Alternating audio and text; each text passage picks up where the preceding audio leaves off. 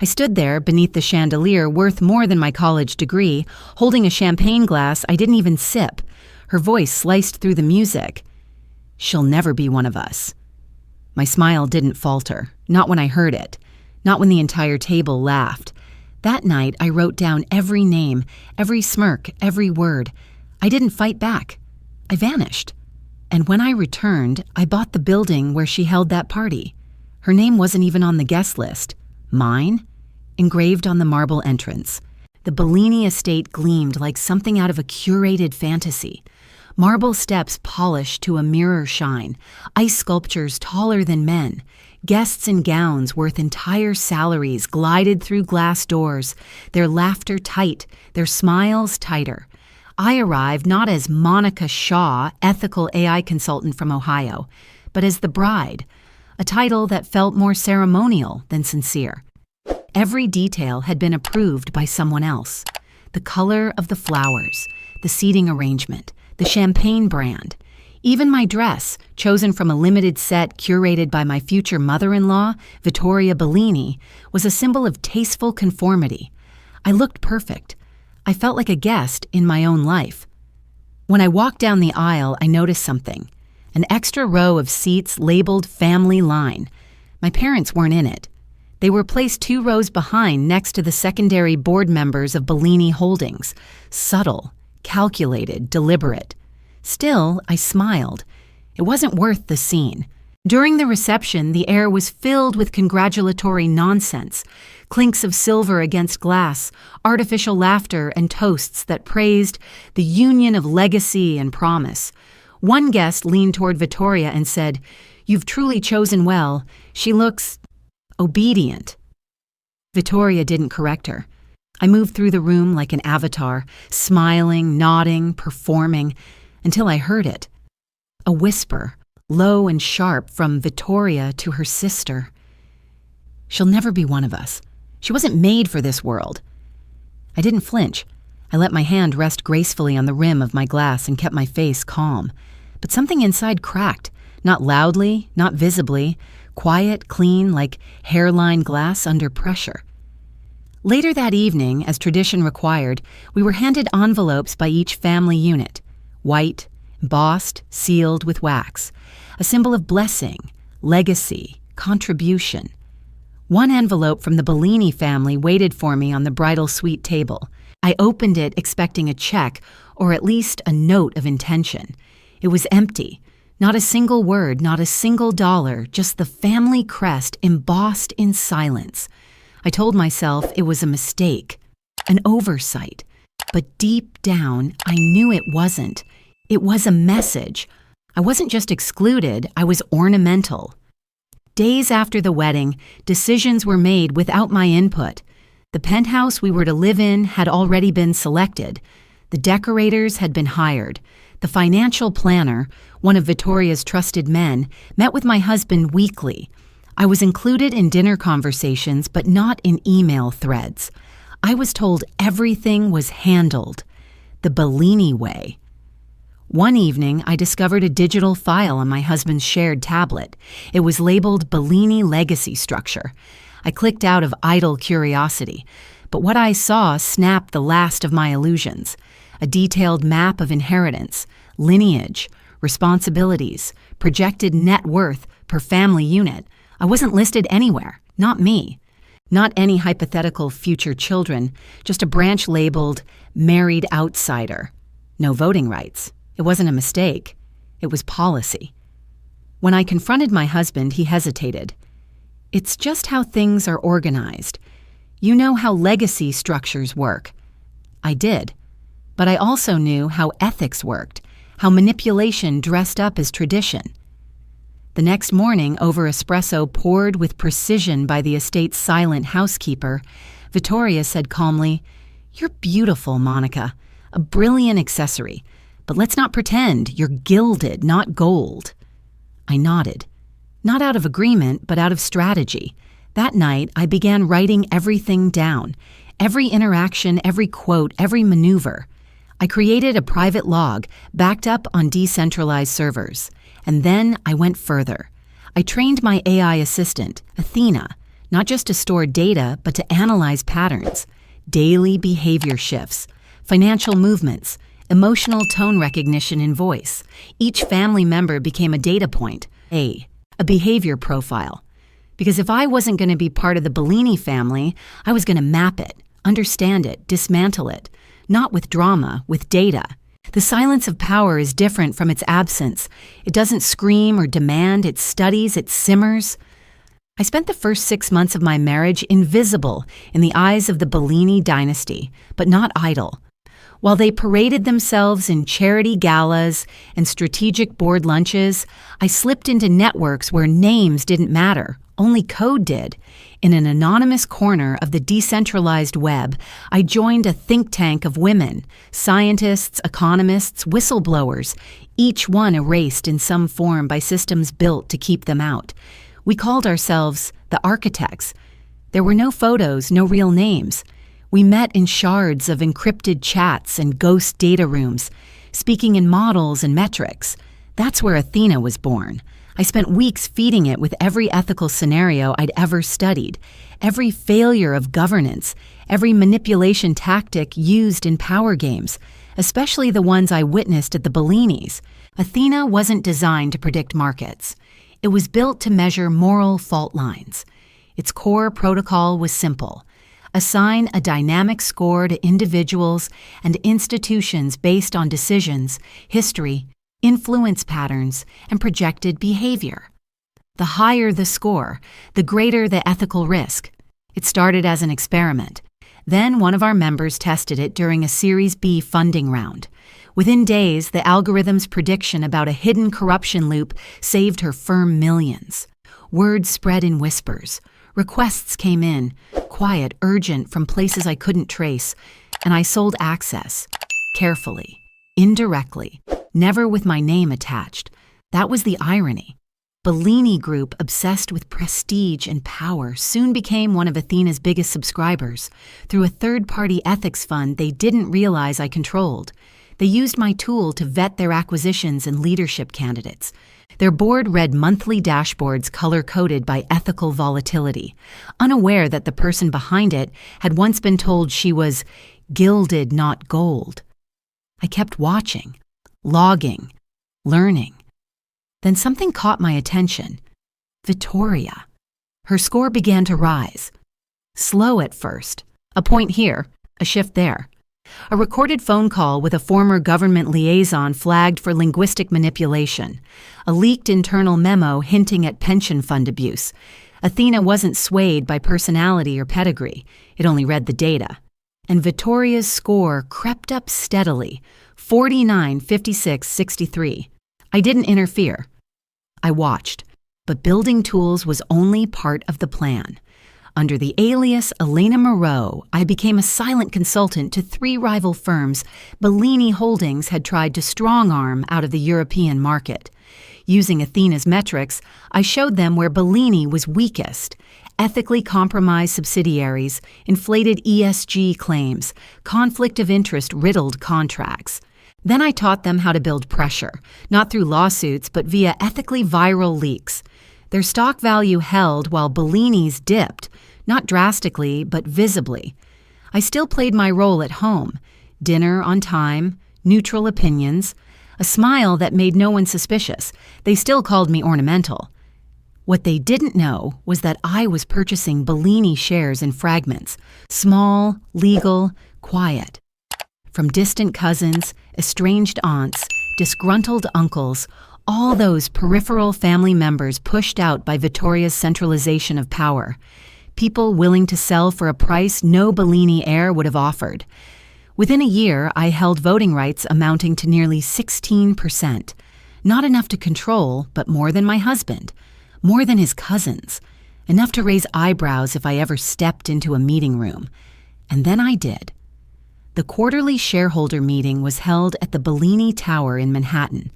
Usually I stayed away. That morning I wore a dark suit. Sharp, silent, not bridal. I entered quietly, nodded politely. Heads turned, confused. Vittoria sat at the head, poised as always.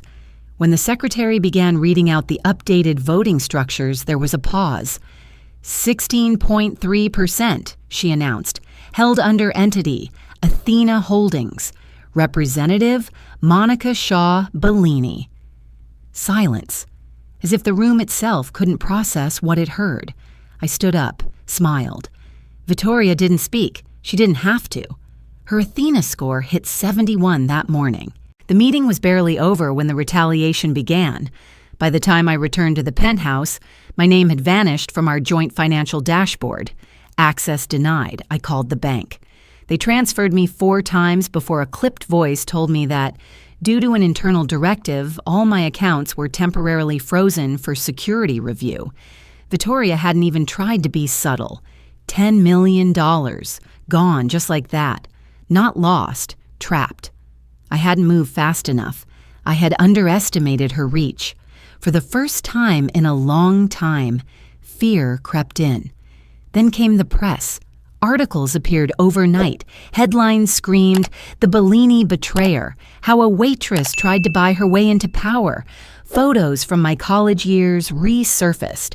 One of me in a greasy apron at a diner in Toledo, another outside a used bookstore where I worked part-time. No mention of my master's degree. No mention of my published work on ethical AI governance. Just grainy shots framed with derision. My inbox flooded with threats. Anonymous voicemails spat words like gold digger, fraud, traitor. I wasn't just being discredited. I was being erased. And Vittoria didn't lift a finger in public. Her silence weaponized through proxies. Then came the letter. A formal cease and desist, demanding I immediately divest from Athena Holdings or face criminal proceedings for insider manipulation and violation of spousal fiduciary trust. And it was absurd on paper, but the names at the bottom weren't random lawyers. They were from Bellini-aligned firms that owned judges, owned juries, and worse, owned time. Time I didn't have. I sat alone in the dark, the city glowing outside, my phone face down beside me. I could feel the weight of every trap she'd laid, not just financial, reputational, psychological, and yet even in that moment of suffocating defeat, I remembered something. I had never put trust in the surface. I didn't need her banks. I had built my own system. A year ago, when Athena first began gaining traction, I transferred the majority of my assets, liquid and digital, into a decentralized autonomous organization, backed by smart contracts and encrypted keys across global nodes. No single government could touch it. No single court could see it. The accounts Vittoria froze, they were empty shells, performative wealth. The real engine was offshore, anonymous, alive.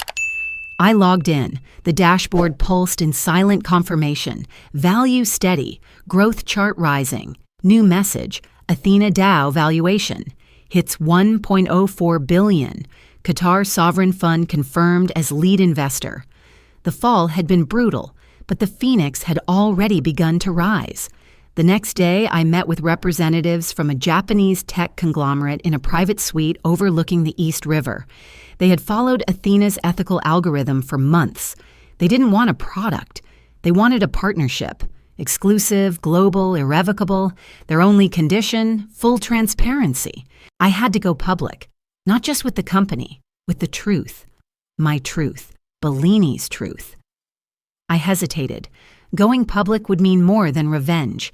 It would mean exposure, a target drawn on my back. But I had lived under other people's masks too long. I looked them in the eye and said, "You'll have your press conference." That night, I opened the vault. Months earlier, I had asked Athena to monitor and record every high-risk interaction within the Bellini executive chain. Not just data, actual voice patterns, emails, encrypted messages, intercepted legally via shareholder authorization. One clip in particular had always stayed with me. Vittoria's voice, calm and confident, speaking to an offshore accountant. "Just move it. We've buried worse. Shells inside shells. No one will follow the trail past Malta." Another voice. "What about the pension fund?" Pause. They won't miss what they never knew existed. I sent it to 3 sources: a global investigative collective, a Wall Street financial crimes podcast, and the Department of Justice. 48 hours later, the audio hit the airwaves. The Bellini name cracked. News anchors stammered over words like fraud, embezzlement, tax evasion. Federal agents were seen entering Bellini Tower.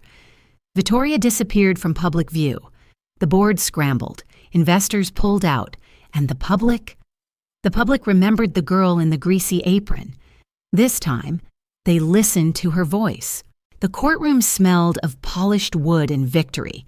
When the verdict was read, the room stayed silent, not from shock, but from the weight of what had just shifted.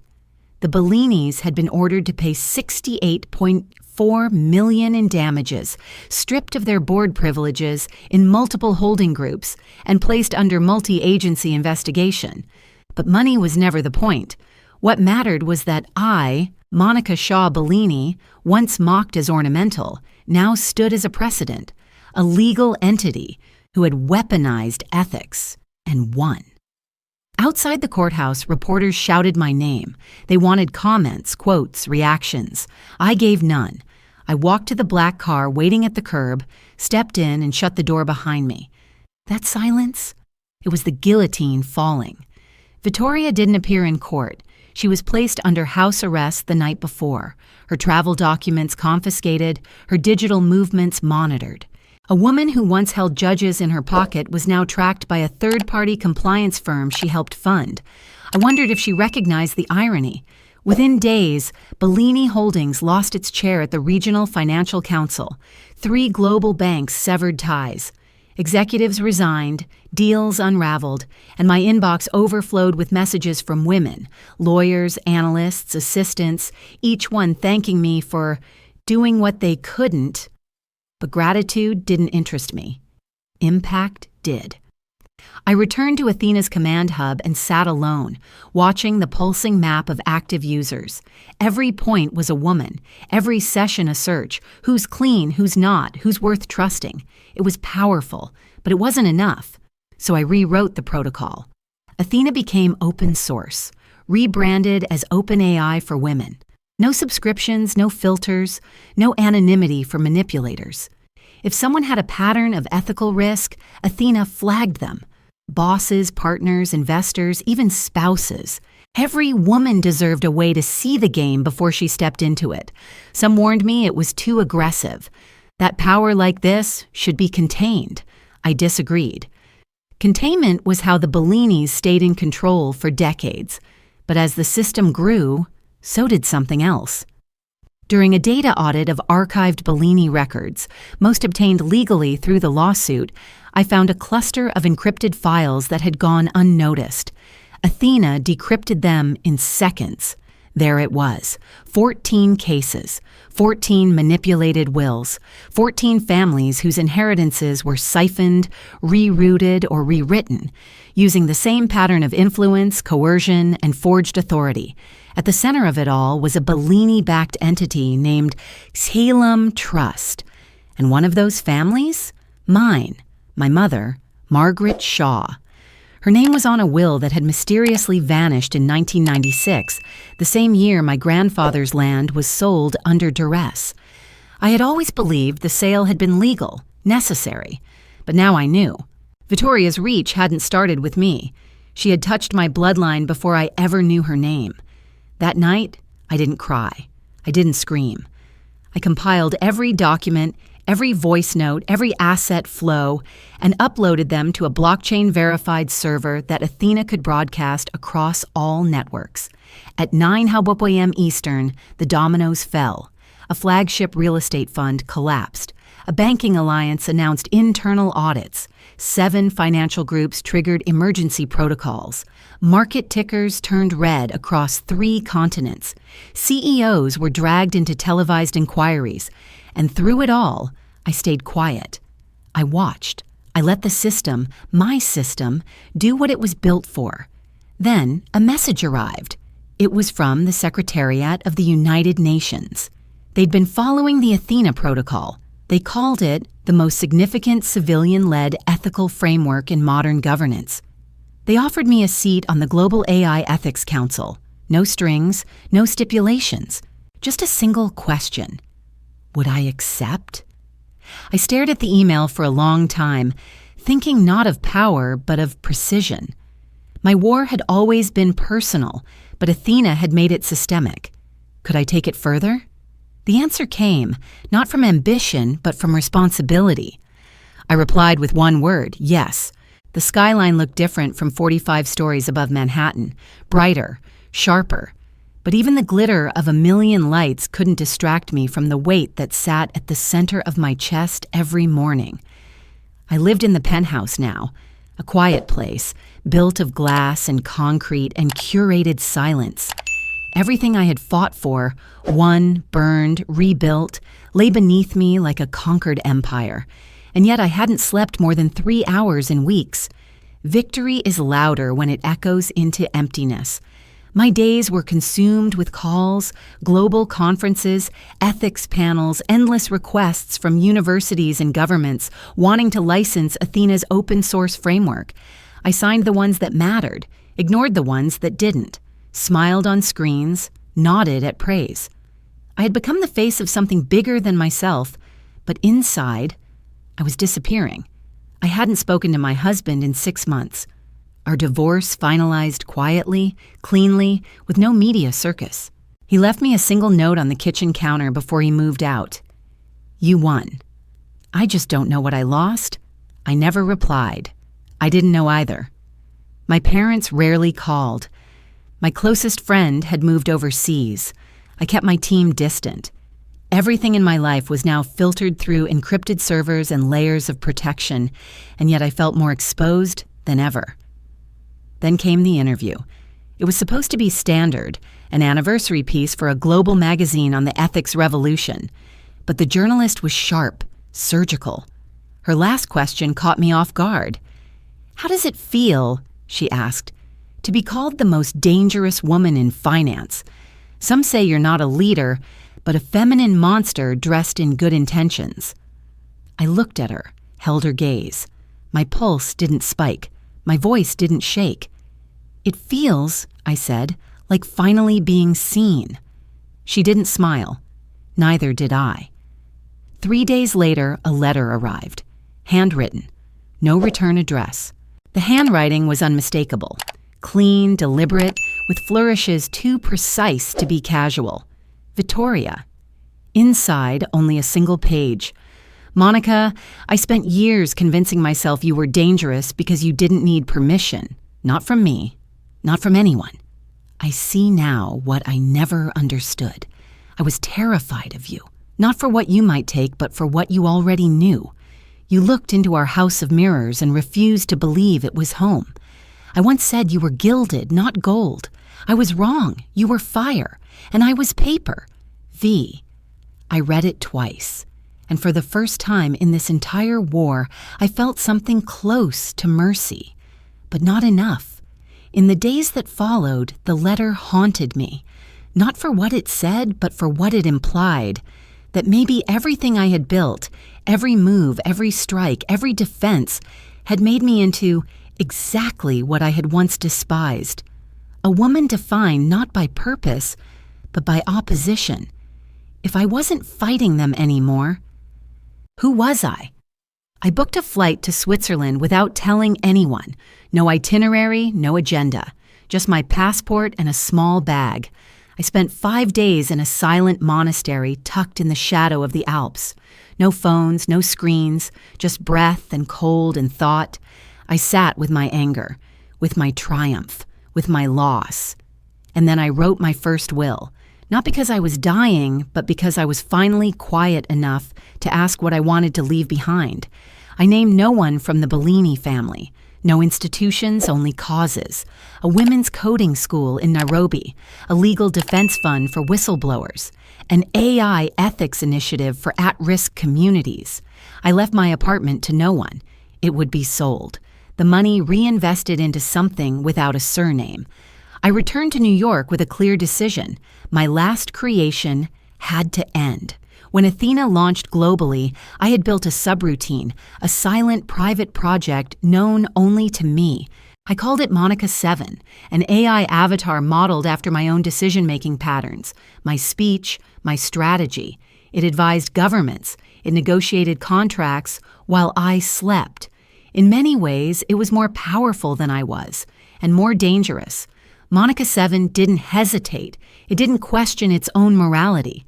It did what I might, but faster, colder, more efficient. That night, I entered the final code string. It asked me just once, "Are you certain you wish to terminate Monica 7?" I paused and typed, "Yes," with gratitude. The screen flickered, then went dark, and in that silence I felt something strange. Not grief, not regret, relief. I wasn't a system. I wasn't an algorithm. I was a woman who had walked through fire, yes, but also one who had set some of those flames herself. I had built an empire in the name of justice, but it was time to stop building and start living. They called it the New Geneva Accord, though it didn't begin in Geneva, and it wasn't an accord in the traditional sense. It was a system, an invisible contract, a recalibration, designed not for governments, but for conscience. The Global Ethical Intelligence Grid, GEIG, was its formal name, but people just called it the grid, and it bore the fingerprints of every lesson I had learned, every scar I refused to hide. At its core, an immutable protocol that measured the ethical trajectory of organizations, institutions, and individuals using AI trained exclusively on datasets curated by women across disciplines, cultures, and belief systems. It wasn't perfect, but it was necessary. And this time, no one could shut it down. GIG was decentralized, hosted across independent global nodes, governed by a rotating council of ethicists, none allowed to serve more than one term, and none allowed to come from traditional power structures. Every participating nation, from Iceland to Indonesia, had to adopt the protocol if they wanted access to the world's most secure infrastructure systems. Some objected, of course, lobbied, threatened, called it AI tyranny wrapped in feminism. But their systems failed faster. Corruption flagged, contracts exposed. Citizens demanded more. Truth, it turned out, was contagious. And at the center of it all was a simple mantra, printed on every node's access interface: ethics before empire. When I gave my final TED Talk, I stood not as the architect of vengeance, but of alternative futures. No slides, no podium, just a circle of light and a voice. I was told once, I said, that I would never be one of them, that I was decoration, gilded, replaceable. And maybe I was. But what they didn't understand is that the system wasn't broken. It was built that way, and I didn't fight to break it. I fought to rewrite it. I paused. Let the silence breathe. This isn't a story of revenge. It's not even a story of justice. It's a story of design. And now, it's yours to reconfigure. The video went viral, translated into 42 languages, used in classrooms, quoted in courts. I received awards I didn't intend to accept. My name became more idea than identity. Then came the offer. The President of the United States requested a closed meeting. They wanted me to serve as Vice President for Ethical Technology, a newly formed role to oversee every AI decision embedded into federal policy. I listened, I thanked them, and I declined. Because systems need faces, but legacies need freedom. I disappeared 6 months later. No announcement, no scandal, just silence. I moved to a remote village in northern Norway, where daylight stretched strangely and silence felt sincere. I bought a small cabin and turned it into something less definable, a school perhaps, though there were no desks, no curriculum, just conversations. People came from around the world to learn, not how to code, but how to think, how to see past interface and intention. We talked of invisible power, ethical dissonance, and the brutal seduction of control. I never used my full name again. They called me M, just M. Years passed quietly. The grid thrived. Mistakes were made, then corrected. Nations fell and rebuilt. AI evolved, then humbled itself. And then, one winter morning, a letter arrived. I hadn't received one in years. It was from Italy. Inside, a printed obituary. Vittoria Bellini, dead at 78. No scandal, no public apology, just a name, a date, and a quiet burial. Below the obituary, a second envelope. Inside it, a child's drawing. A small girl standing on a mountain, looking at a constellation shaped like a question mark. Underneath, a short note. Dear Miss M, my grandmother said you were the reason I get to ask why things are the way they are. I want to learn how to ask better questions. Will you teach me? Amalia Bellini, age 10. I stared at it for a long time, at the curve of the question mark, at the name Bellini, no longer sharp or heavy, but handwritten in soft pencil. The funeral was private. I stood in the back, anonymous, wrapped in a black coat and distance. No one noticed me except for her, Amalia. She turned, stared, then smiled like she knew. She didn't say a word, just walked to me, placed her hand in mine, and whispered, I'm glad you came. I nodded. Sometimes peace isn't in the silence, it's in the recognition, and as we walked away from the grave of a woman who once tried to erase me, I realized something. I hadn't won. I hadn't lost. I had simply moved beyond the game. Because when you transcend vengeance, what you leave behind isn't victory. It's new rules.